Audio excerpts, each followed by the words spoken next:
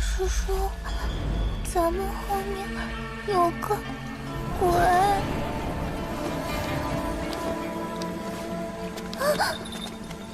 小平安，我们又见面了。啊！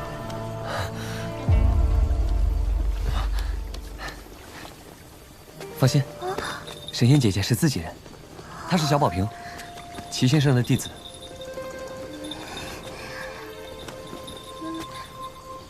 姐姐，你生的真好看。是的，比你好看多了。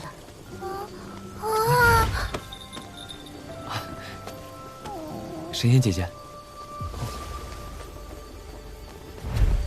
你说自己还不能现世，万一你被各方圣人察觉怎么办？是齐静春曾经去了趟天外天，跟道祖讨价还价，要到了这朵荷叶。至于他付出了什么，我不清楚。先生为我真的做了太多。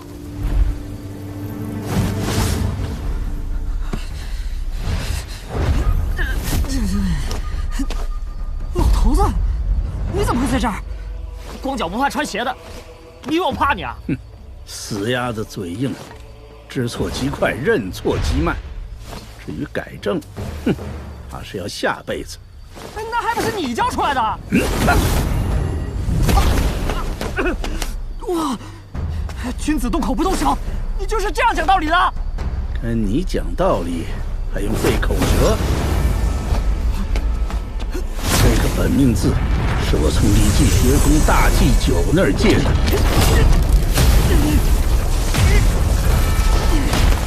你还好意思说这些？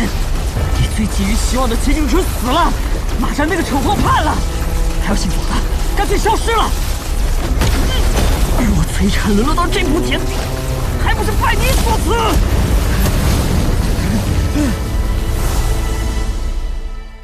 人家亚圣文庙第3高位，说人性本善，你个老四非要说人性本恶，结果呢？人家活得好好的，你怎么就一个劲死翘翘了？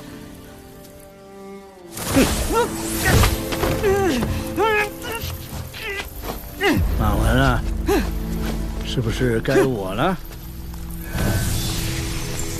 ？3、4之争，我愿赌服输，自求功德林。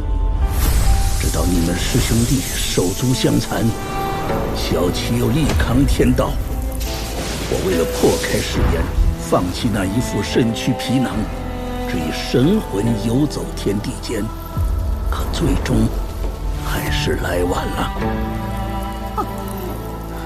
要不是为了齐静春，你怎么舍得放弃你的诸多神通？我问你，齐静春下棋是谁教的？老子！我教过你，与人讲道理，哪怕是吵架，甚至是大道辩论，都要心平气和。是我教的。齐静春他下棋没悟性，输几次就不下。那你的棋又是谁教的？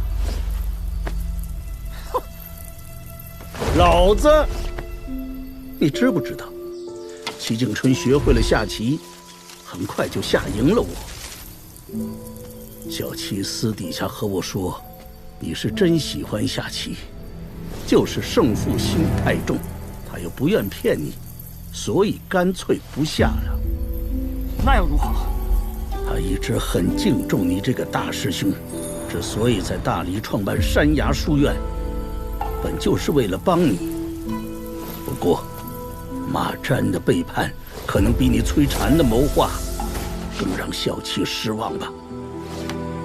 马占这种人，为了点虚头名利就甘心做别人的棋子，该死！老头子，当初你给齐静春的临别赠言，绝不可以以轻取之于蓝而轻于蓝，但你给了马占什么？天地生君子，君子理天地。可惜了。那边的2位聊完了，可以开始了吧？这架打不打，我说了不算，得看他。小平安，等下我们要跟那个老头子打一架。啊，能不能不打？善，大善。打架这种事情，能少打就少打，伤和气嘛。为了齐先生，这一架你必须打。好，我相信你，打就打。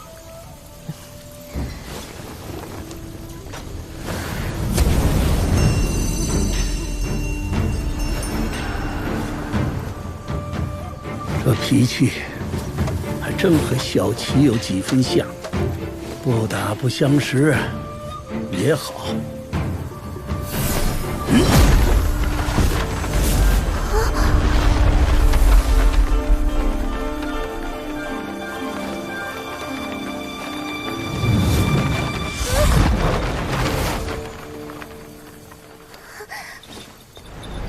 姓崔的，小师叔呢？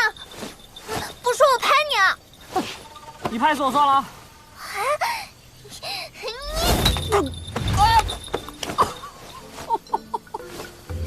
这日子没法过了，怎么谁都敢欺负老子？谁叫你不告诉我小师叔在哪？小师叔，你是不是掉进这幅画里去了？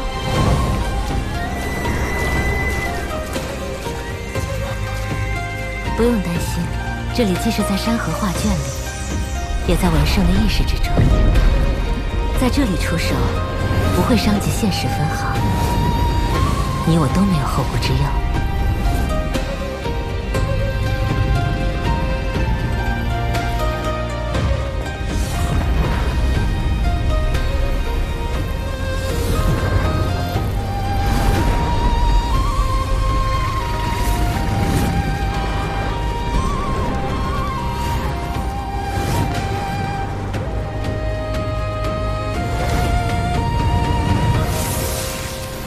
平安，知道我们为什么要打这一架吗？齐敬春赠你那枚玉簪，是代师收徒，让你做我的关门弟子。我和那位前辈就琢磨出场架，看看你的根骨心性究竟如何。大道之争，百家争鸣，热闹是热闹，结果又如何？世道果真变好了吗？哎，一言难尽，不提也罢。究竟三教分赃不均，还是你们浩然内部正邪对峙？儒家道统内部，自然算不得清澈见底。可我儒家先贤为此付出无数心血，故而始终本正言清，你绝不可一言否决。老家伙，别得了便宜还卖乖，这么拖着毫无意义。老，我哪能和你比啊？我记下了。真以为我打架不行啊？那只是对比我吵架的本事。哼，我会让你们输得心服口服。你们练剑之人总喜欢仗剑开山，说些什么搬山倒海的怪话。那我就凭借此山，让你们知难而退。小平安，我观想入画的这座碎山，乃中土神州五岳之最，虽不是现实，却近乎与现实无异。想劈开这座碎山，比登天还难。要是没把握，大可知难而退，不丢人的。搬出这座山来御敌，未免有些胜之不武了。要认输的话，我听着呢。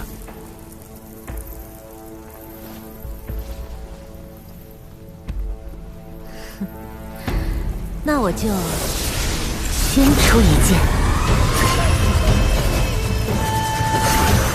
我不兴这样耍赖。那场天崩地裂的登天大战之后，剑修沦为刑徒，妖族被驱逐蛮夷，浩然天下建起9座雄镇楼，骑青牛的小道士远去清明，剑出矗立于天地间的白玉京。悠悠岁月一晃而逝，如今世人却不知天下剑术皆从天上来。这是一剑，极小的一剑。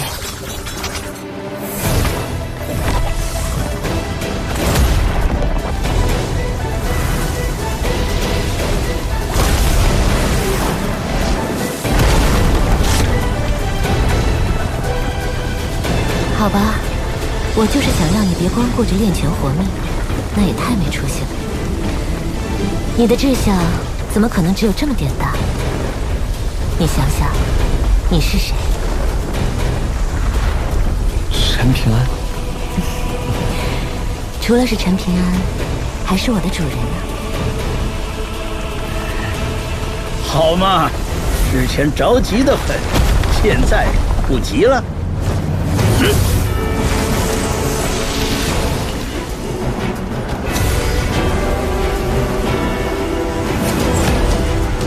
他是碎山的山神。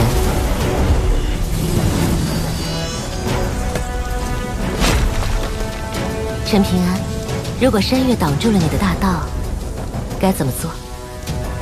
翻过去。那如果你手中有了剑呢？那就开山而行。对，开山而行。接下来我会恢复真身，你全力出剑即可。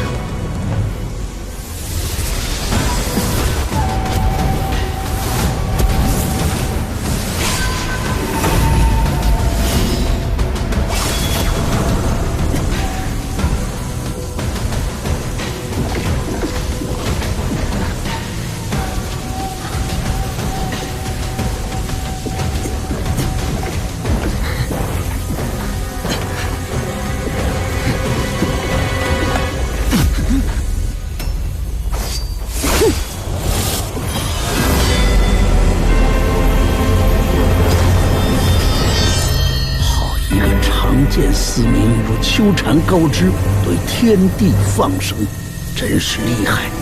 悠悠万年，沧海桑田，这么多年过去了，还能够拥有如此分量的精气神，不愧是万剑之主，真是稳呐！有意思，我倒要看看你这10境修为，再加上这一剑，会劈出什么水准。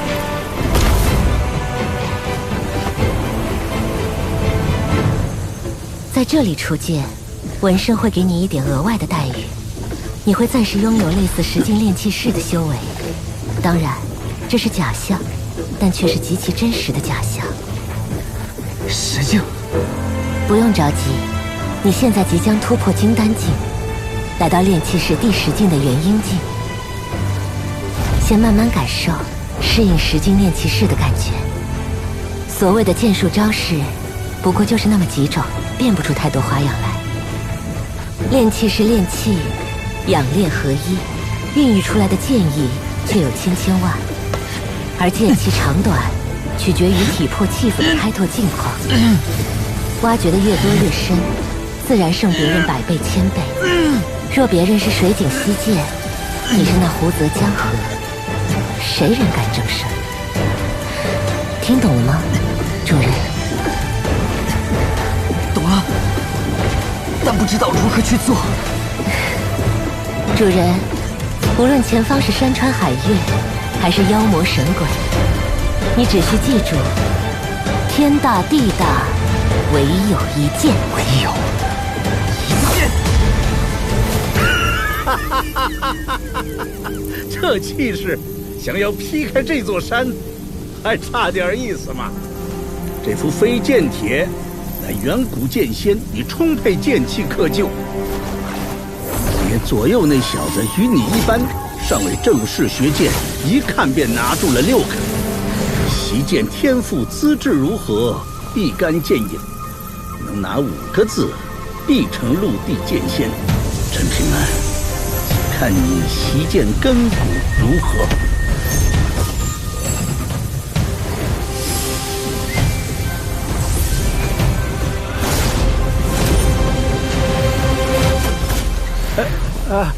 对不住啊，这些字这么不给面子，弄巧成拙了。无妨，那几个字看不上我，我不喜欢，而且我也不想要他们。真的，练拳的时候一直有种感觉，就是练到最后出拳会很快，甚至觉得是最快。所以相信我，接下来这一剑会很快，一定会很快。这口气真像小七当年。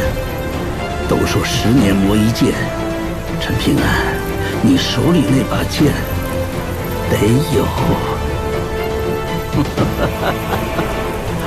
来，这一剑再不递出来，黄花菜都要凉了。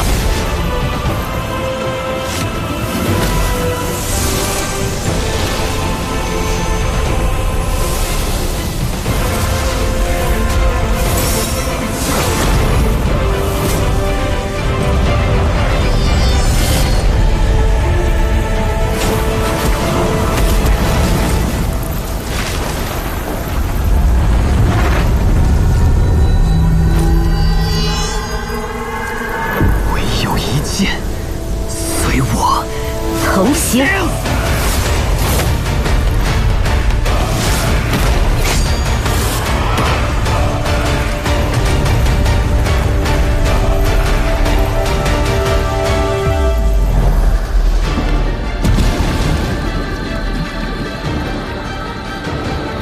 10000年了。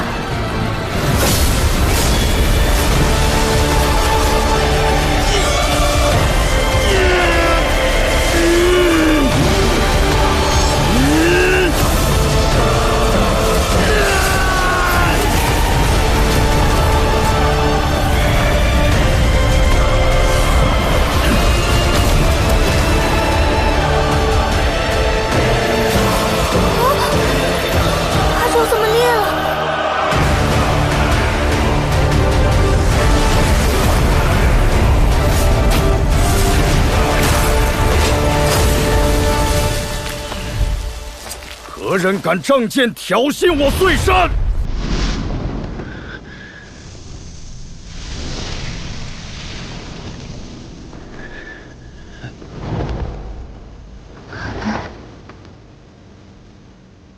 娘亲，我认识了一位神仙姐姐，她笑起来的时候，跟你可像。心境所在，即为心湖。小平啊，这一切便是你的心境本相。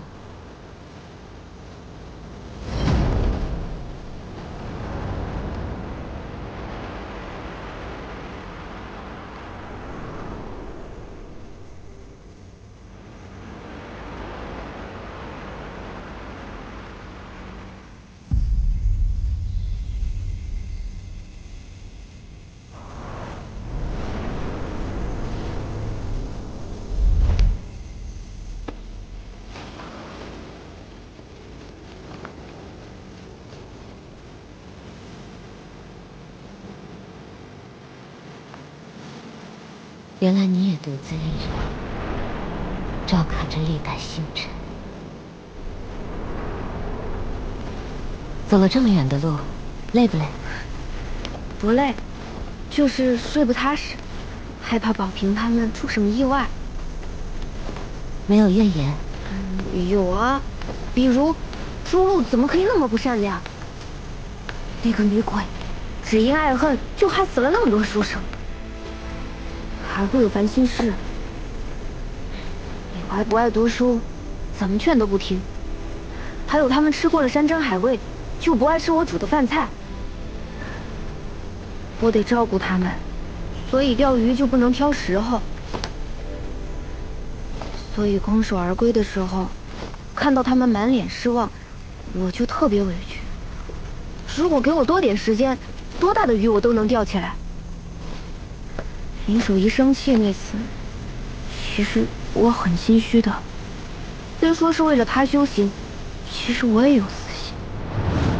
我知道长生桥断了，这辈子都无法修行了。但是我不想就这么放弃，因为我答应过神仙姐姐，以后要成为仙人，而且也很羡慕阿良，踩着一把剑，想去哪里就去哪里，多帅气！你也会替自己考虑事情吗？我姑娘去世后，我一直就在为自己考虑，想为别人考虑都很难。其实是遇到你们之后，我才变成这样的。这样，神仙姐姐，我现在很有钱。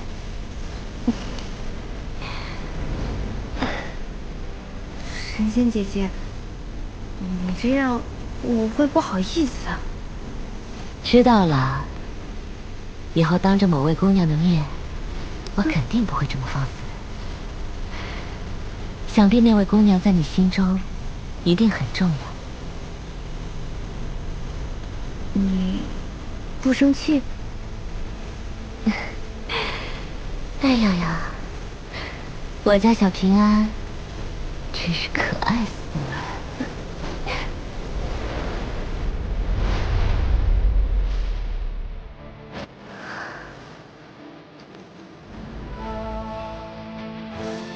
哎呀，好像这一剑也比较一般吧。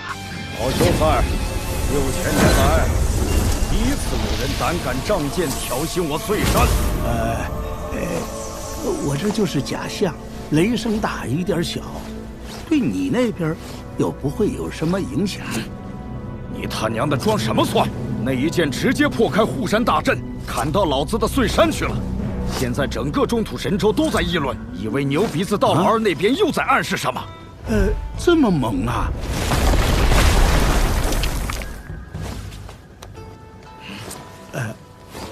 哎呀，看在小琪的面子上，你高抬贵手一回。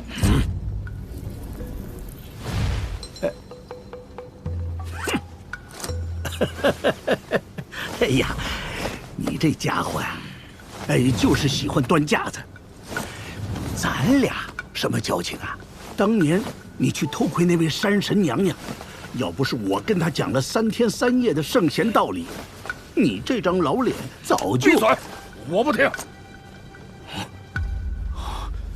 她身上的气息很有渊源，是何方神圣？这个老姑娘脾气不好，我劝你别惹她。不过你瞧，那个少年是小七帮我收的关门弟子，不错吧？不是齐静春疯了，就是你瞎了。哼，读书人的事情，你个大老粗懂个屁呀！哎，先别走，我还有一事相求。哎呀，芝麻绿豆大点的事儿，你别怕嘛。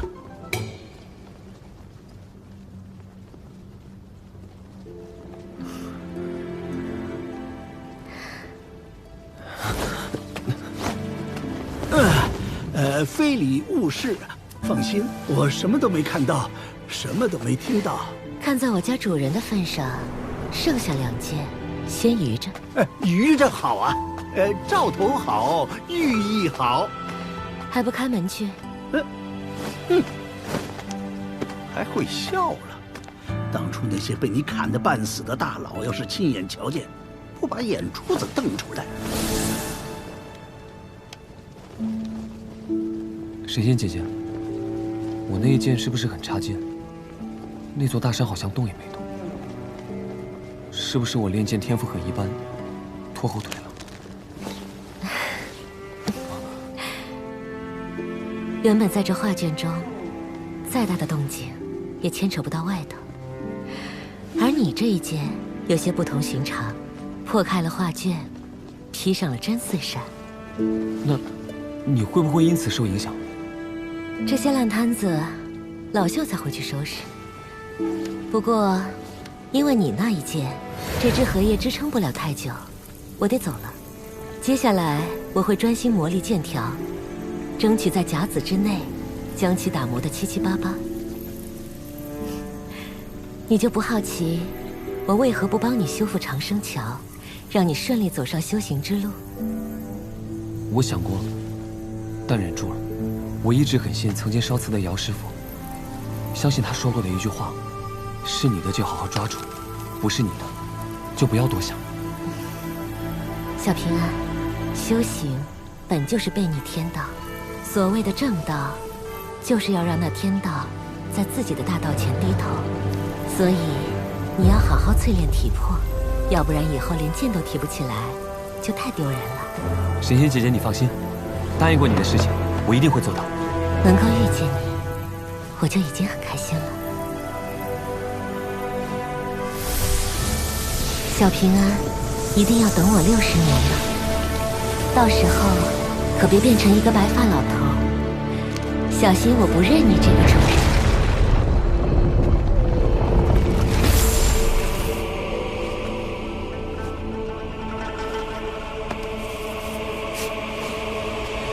天行健，君子以自强不息。小七啊，这个关门弟子，先生我很满意。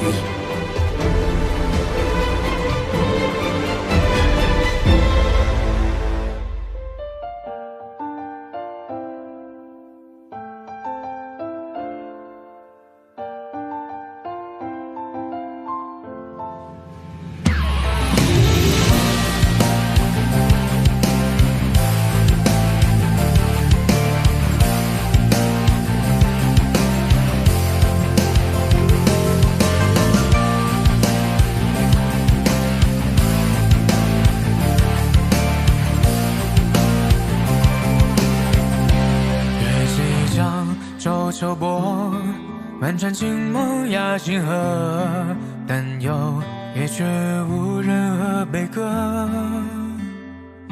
小童坐静看山色，无闻有长歌，所以展露于桥也归客。河金山走江河，我知青山江河乐。父亲为人故人知我乐，样样心有互为歌，来个